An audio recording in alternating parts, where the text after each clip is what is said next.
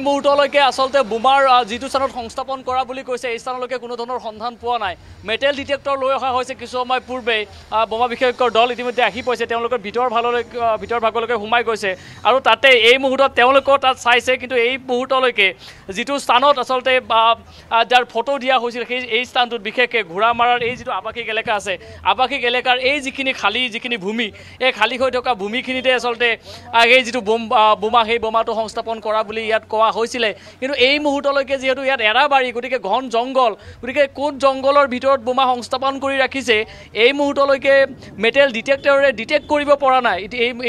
এতিয়াও তেওঁলোকে চাইছে, কিন্তু কিছু সময় পাছতে হয়তো বতৰ বৰ বেছি বতৰৰ প্ৰতিকূল হোৱাৰ যথেষ্ট সম্ভাৱনা আছে। গতিকে বতৰ প্ৰতিকূল হ'লে হয়তো আৰু কিছু সময় লাগিব ডিটেক্ট কৰাৰ বাবে। ইতিমধ্যে কিন্তু তেওঁলোকৰ ফালৰ পৰা ডিটেক্ট কৰিবলৈ তেওঁলোকে যিমানখিনি পাৰে ইতিমধ্যে আৰক্ষীয়ে তৎপৰ হৈছে। বোমা বিশেষজ্ঞৰ দলটো আহিছে। কিছু সময় পূৰ্বে ইয়াত আৰক্ষী আয়ুক্ত দিগন্ত বৰাও আহি ইয়াৰ পৰা ইতিমধ্যে গুচি গৈছে। দিগন্ত বৰাই গোটেই ইয়াৰ যিসকল লোক আছে সেই লোকসকলক যথেষ্টখিনি তেওঁলোকক ইয়াৰ পৰা কিছু অকণমান নিলগত অৱস্থান কৰিবলৈ ইতিমধ্যে কৈছে। আৰু ইয়াৰ যিসকল লোক আছে এই লোকসকলো এই মুহূৰ্তত তেওঁলোকে যথেষ্ট চিন্তিত, যথেষ্ট উদ্বিগ্নতাৰে তেওঁলোকে চাইছে যে যিটো স্থানত বোমা সংস্থাপন কৰা হৈছে সেই স্থানৰ পৰা কিমান সোনকালে বোমা আচলতে উদ্ধাৰ কৰা হ'ব। কাৰণ দুটাকৈ ইতিমধ্যে ID উদ্ধাৰ কৰা হ'ল। গতিকে ঘোঁৰামাৰাত যিটো বোমা সংস্থাপন কৰা হ'ল সেইটো কিমান সময়ৰ ভিতৰত তাৰ সন্ধান পোৱা যায় তাৰ বাবে আচলতে এই ধৰণে ডিটেক্ট কৰা হৈছে। কিন্তু এটা কথা পাৰ্থ, এই যিটো বৃহৎ যিটো প্ৰায় 5 পৰা 6 বিঘা ভূমি, গতিকে 5 পৰা 6 বিঘাকৈ ভূমি এই ধৰণে, আৰু তাৰ মাজে মাজে আপুনি চাব এয়া হৈছে এৰাবাৰী। গতিকে এৰাবাৰীৰ মাজত যথেষ্টখিনি বৃহৎ এটা এলেকা, আৰু এই বৃহৎ এলেকাটোত এই ধৰণেই ডিটেক্ট কৰি বোমা আচলতে যিটো স্থান আছে সেই স্থানটো নিৰ্ধাৰণ কৰাটো যথেষ্ট আৰক্ষীৰ বাবে প্ৰত্যাহ্বান হৈছে, যথেষ্ট আৰক্ষীৰ বাবে কঠিন হৈছে। এতিয়া বতৰো কিছু প্ৰতিকূল হোৱাৰ যথেষ্ট সম্ভাৱনা আছে, আৰু এই মুহূৰ্তত যদি বতৰ প্ৰতিকূল হয় গতিকে তেওঁলোকৰ আৰু যথেষ্ট অসুবিধা হ'ব। কিন্তু এই মুহূৰ্তত প্ৰাথমিক অকণমান যিসকল লোক আছে সেই লোকসকলকো অকণমান যিমানখিনি পাৰে তেওঁলোকক কিছু আঁতৰত থাকিবলৈ কৈছে, যিহেতু এতিয়ালৈকে সন্ধান ওলোৱা নাই।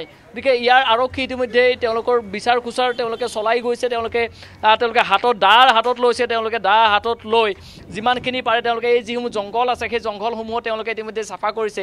ইয়াৰ যিসমূহ বেৰ আছিল সেই বেৰসমূহ ইতিমধ্যে ভাঙি দিয়া হৈছে।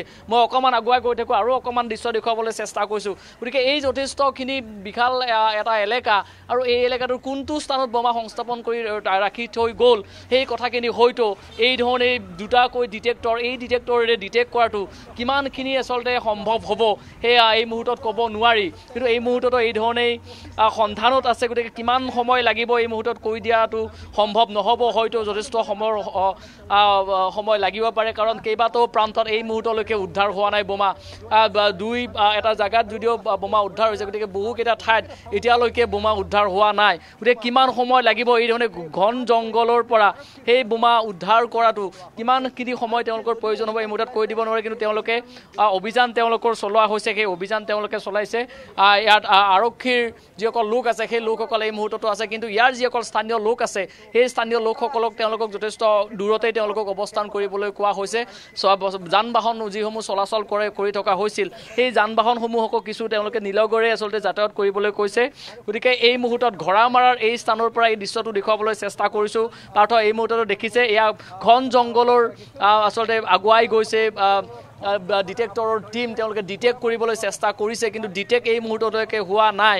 গতিকে আৰু কিমান সময় লাগিব ডিটেক্ট কৰাৰ বাবে, কেতিয়া আচলতে উৎকণ্ঠাৰ যিটো অন্ত, সেই উৎকণ্ঠাৰ কেতিয়া অন্ত পৰিব, কেতিয়া বোম যিটো স্থানত সংস্থাপন কৰা হৈছে সেই স্থানৰ পৰা কেতিয়া এই ধৰণে উদ্ধাৰ কৰা হয় তালৈকে কিন্তু বাট চাব লাগিব। আৰু এই মুহূৰ্তত আৰক্ষীৰ দলটো এই ধৰণেই তেওঁলোকে ইয়াত আছে।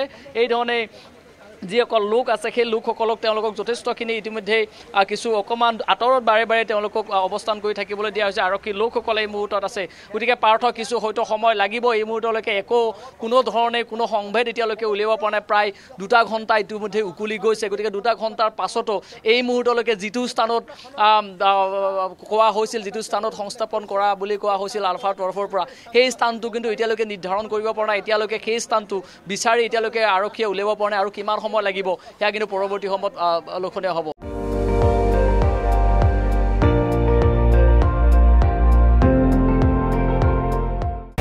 আপুনি চাই আছে ND24, সৰ্বশ্ৰেষ্ঠ নহয় সৰ্বোত্তমৰ দৌৰ।